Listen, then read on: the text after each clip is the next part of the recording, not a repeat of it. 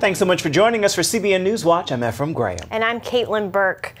The next big winter storm sweeps from Texas to New York, causing airlines to cancel thousands of flights. Millions of Americans face more snow again, along with flooding and freezing rains. But meteorologists say this storm could be winter's last stand. It's been a winter for the record books in the East. In Boston, they need a little more than 2 inches of snowfall to break the all-time record there, which is 107.6 inches, nearly 9 feet of snow. And all of that snow is having an impact. In the last 2 days, the Massachusetts Emergency Management Agency received 28 new reports of building collapses or structural failures because of snow. Every roof is a concern. And winter is not over yet. This collapsed garage trapped 4 cars in Spencerport, New York. That's where Tim Thomas is working 7 days a week to clear roofs. I've been in business about 40 years. I've never been this busy in the middle of winter. At least 24 states from Texas to Massachusetts are under winter weather alerts. Thousands of flights have been canceled and there have been long delays. A passenger in Dallas took these pictures showing the ice that left her plane stranded on the tarmac for hours. Poor visibility and icy roads amount to dangerous conditions for drivers. Check out this car in Denton County, Texas. It hangs over a bridge. The driver counts his blessings. If there was any other way that this would happen, how might I be here? So, I'm feeling blessed. At least 6 states brace for another snow emergency. Nearly 500,000 students could be affected by school closings across the country. That includes Washington, D.C., where the federal government is also closed. Mark Martin, CBN News. Hillary Rodham Clinton is urging the State Department to release the emails from her private account she used when she was Secretary of State. Clinton tweeted late Wednesday saying she wants the public to see her email. The possible Democratic presidential candidate is under fire for running her own private email server instead of using an official State Department email account. Information security experts say Clinton's private email system put sensitive data at risk. They believe a foreign intelligence agency could have gained access to official State Department material by hacking her server. Now, a House committee investigating the terrorist attack against the U.S. consulate in Benghazi, Libya, has issued subpoenas for Clinton's emails. You do not need a law degree to have an understanding of how troubling this is.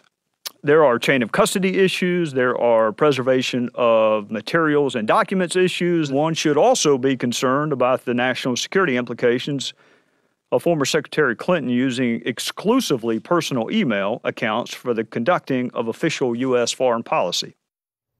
Clinton's email practices gave her significant control over what she kept in her message archives.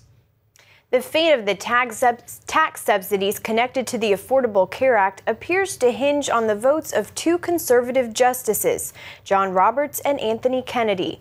The justices are trying to determine if the law makes people in all 50 states eligible for federal tax subsidies to cut the cost of insurance premiums. CBN News spoke with Jordan Sekulow from the American Center for Law and Justice about the case against Obamacare and how it might impact your health care. People had their eyes on Justice Kennedy, Chief Justice Roberts. Both were important votes in the Affordable Care Act. Chief Justice Roberts, who surprised a lot of people with kind of saving the law through finding that the individual mandate was a tax, he was quiet today. I mean, basically no questions, nothing of substance asked from him. So tough to get his read, though. Justice Kennedy had tough questions for both sides. There was the administration. It may seem kind of strange to most people. The law seems so clear that why is this even an issue? And of course, what they're trying to argue is that if you look at the full scope of the law, that the intention was to allow people to purchase on any kind of exchange, that they would want everybody to have a subsidy. And they actually kind of adopted this view that they couldn't really force the states into this decision through the incentive process. So they took a different tact, if you will, than they have in the past from defending the law. But it does appear that this will come down to a swing vote or 2. The court could ultimately say, listen, a quick change of the wording here and everything is fine. But ultimately, we know this should be a real battle in Congress. They've got they've got replacements ready, Mark, but we will have to be ready to act because this would impact upwards of 5 million people. And lawmakers are already ready to proposing legislation to act so that the American people are not injured. But Justice Kennedy did look at the larger ramifications, that if this were to happen, of course, the ramifications for people and the insurance businesses. Justice Kagan brought that up. I would really focus the attention on Justice Kennedy and Chief Justice Roberts. To see more of the interview, you can log on to CBNNews.com. The argument between Israeli Prime Minister Benjamin Netanyahu and President Obama over how to deal with the Iran and Netanyahu's speech to Congress continued this week after the address. Obama charged that Israeli leader didn't give any viable alternative to the international deal that's supposed to stop Iran from getting nuclear weapons. But Netanyahu disagrees. He says he presented a better deal and a practical alternative. I propose in Washington placing 2 new parameters on any deal with Iran. First, place tougher restrictions on Iran's nuclear programs, extending its breakout time to the bomb in years. Second, I call for lifting those restrictions only when Iran ceases promoting terrorism, ends its aggression against its neighbors, and stops threatening to destroy the state of Israel. Meanwhile, the first Israeli poll conducted after Netanyahu's speech showed he might have gained slightly in the election race. Israelis will vote in national elections on March 17th. Libya's state-run oil corporation says 11 oil fields in the country are now closed down after a series of attacks by the Islamic State militants. The National Oil Corporation says despite pleas for authorities to ensure safety of Libya's oil installations, theft, looting, sabotage, and destruction of the oil fields have been on the rise. The Boston Marathon bombing trial is finally underway. On the first day, the bomber's attorney made statements admitting that Zohar Zainaev is responsible for the deadly attacks. Prosecutors showed never-seen-before video of the deadly blasts and images of desperate life-saving attempts. Some of the survivors took the stand describing the events that left more than 260 injured and killed 3 others, including 8-year-old Martin Richard, who was standing with his family just feet from where the suspect is seen dropping a backpack containing one of the 2 bombs.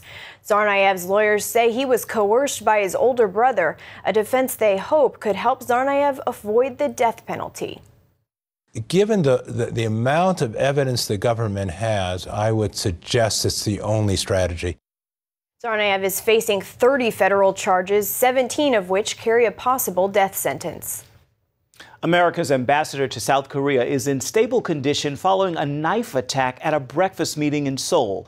Eyewitnesses say a man shouted South and North Korea should be reunified as he came from behind and attacked Mark Lippert. Lippert was preparing for a lecture about prospects for peace on the peninsula when that attack occurred.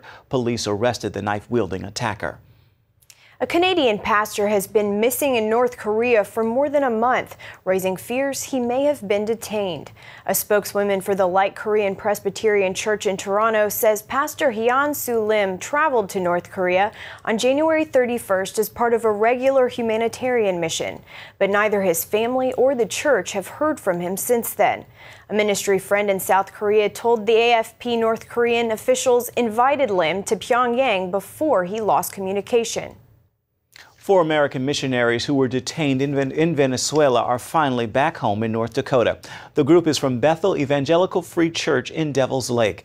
They were handing out medicine and hearing aids at a clinic last week when they were suddenly surrounded by armed troops. They were told they didn't have proper work visas, which has not been required in their 14 years of missionary work in Venezuela. After the soldiers came into the church clinic to arrest them, hundreds of villagers surrounded the soldiers, vowing to protect the missionaries. When the Venezuela military pulled up in their numerous vehicles and a number of soldiers with rifles came, and they all came in and surrounded us, and they challenged the Venezuelan military with the guns, and they said, "We're protecting you, and we're not going to let these soldiers take you." Imagine the courage. The missionaries say they surrendered so no one would get hurt. The four were then held for 3 days while they were questioned, fingerprinted, and photographed. They later learned Venezuela's president accused them of being spies, which they found ridiculous. Despite their harrowing ordeal, the missionaries hope to return to Venezuela someday.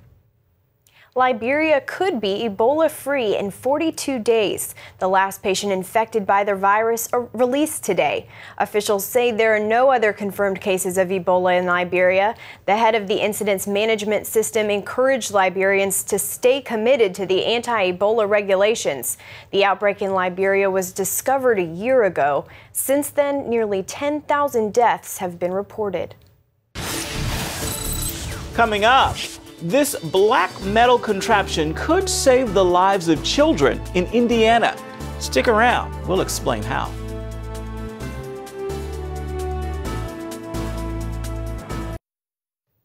A new bill means Indiana could soon be the first state in America to use a tool that would save the lives of unwanted children through the use of baby boxes. They're metal incubators that would allow mothers to safely abandon their babies at safe haven locations without facing legal consequences.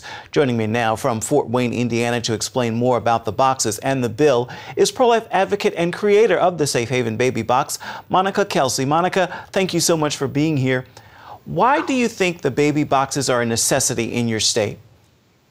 Well, you know, statistically, we've had 13 babies safely relinquished under the Safe Haven Law. The Safe Haven Law is doing amazing things throughout this country. However, we're still finding babies that are being abandoned in woods, in creeks, a factory bathroom here recently, and in the woods. And the Safe Haven Law is working. However, it's not working for all these women. And we feel that the women that need us don't want the face-to-face interaction. And this box takes that face-to-face interaction away from the existing Safe Haven Law. I can hear in your voice that you're passionate about this. Why are you so passionate about saving abandoned babies? Well, you know, my life is a testament to that. My birth mother was 17 years old. She was brutally attacked and raped, left along the side of the road to die. And this was back in 1972 when abortion was illegal in our country. Even though abortion was illegal, my birth mother still succumbed to the pressure of being pregnant, unwed, and carrying a child conceived through rape. And at the advice of her mother, which would be my biological grandmother, she found herself at a back alley abortion clinic in October of 1972. But my birth mother was strong enough to say no, and she left and was hidden from the outside world. She gave birth to me and abandoned me at a hospital 2 hours after I was born. And that was without the protection of the Safe Haven Law. Today, these girls have protection under this law to where they can anonymously walk into a fire station, police station, and hospital and relinquish their child if they just can't do it. So I'm here because my birth mother was strong enough to do the right thing. And I think girls want to do the right thing. Some of them just don't want their faces seen. Mm-hmm. Are there any other things that prompted you to create the Safe Haven Baby Box organization? Well, you know, I went to South Africa in December of 2013, and I speak nationally and internationally. I've been around the world talking about the pro-life side of my life was saved. And in December of 2013, I had an opportunity to speak at the only church in Cape Town, South Africa that had a baby box. And I was so intrigued with it and the statistics and how many babies it saved there that I brought it back to America, and I brought it up to Casey Cox, the representative who is spearheading this bill, and said, we have to bring this to Indiana. And after we did the study and the statistics and stuff on this bill, we think this is going to work here. We really think that these girls need this. So what's next for the legislation? Where does it go from here? Right now, well, it passed the House unanimously, 94-0, and we're very hopeful with it going through the Senate the same way. Indiana, you know, wants to be the front runner for this. Indiana values life, and this is just another way that we're showing it. And once it gets through the Senate, then it would become law, and the boxes would be legal July of 2016. Mm-hmm. What message would you like to send to young women who may be watching and may be contemplating abandoning their children? Well, it's a very difficult situation for any mother to choose to do the right thing for her child that might be breaking her heart. And the safe haven law protects these women. We say no shame, no blame, and no names. And that's the existing law. That has nothing to do with the safe haven box or the safe haven baby boxes. The law is already in place. The baby boxes is just an extension of this. This is a last resort box. We still want these girls fire station, police station, and hospital and relinquish their child safely. But if they feel that they can't do that, we want to have this box in place to give these women an alternative. Indeed, indeed. Monica Kelsey, thank you so much for your time. Thank you so much for having us and your support. Up next, what would cause a COO to leave his job and give his truck to a stranger? See how God got his attention and what happened next after this.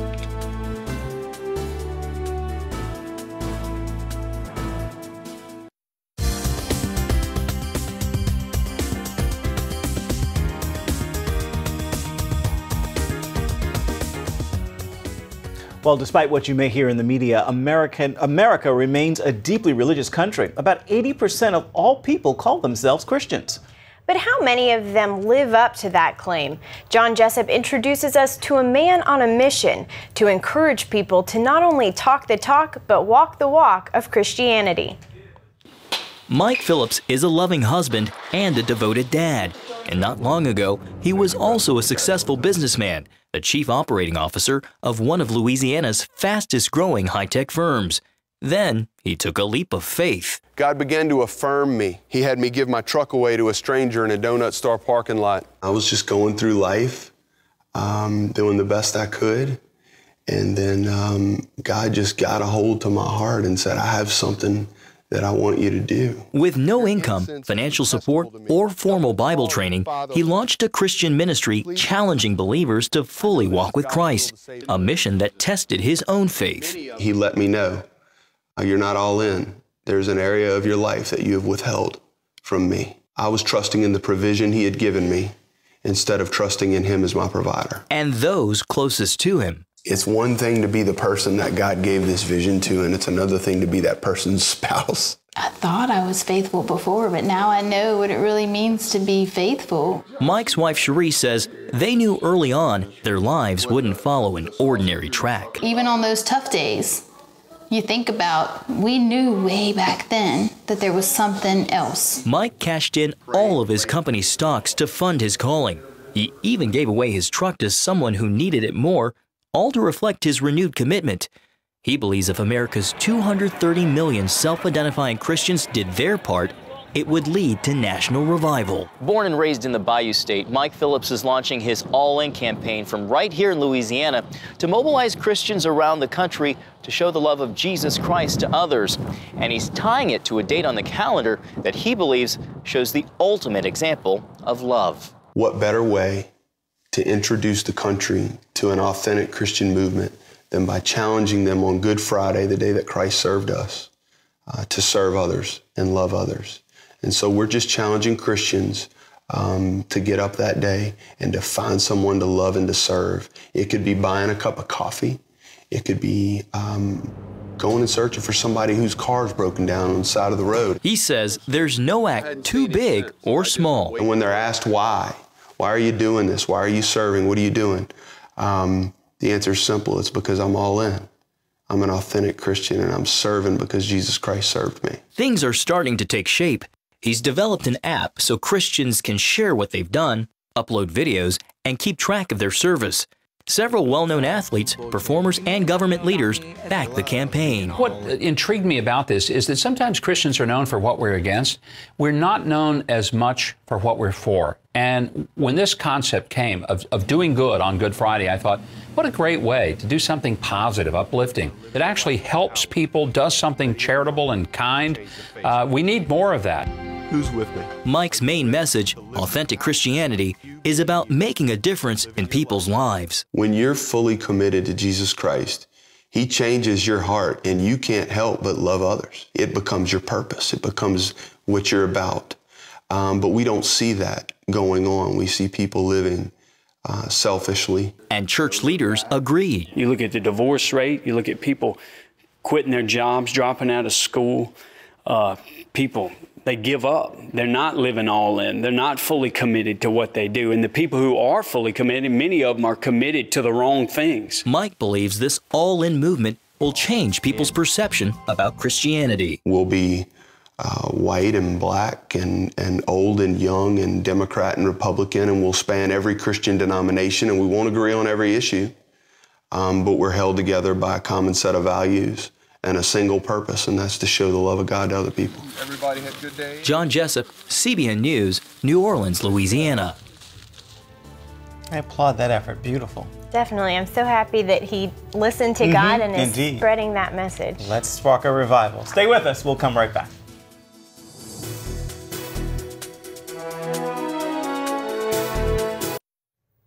He's a former Attorney General of the United States. He served as the 50th governor of the state of Missouri and a former senator from that state as well.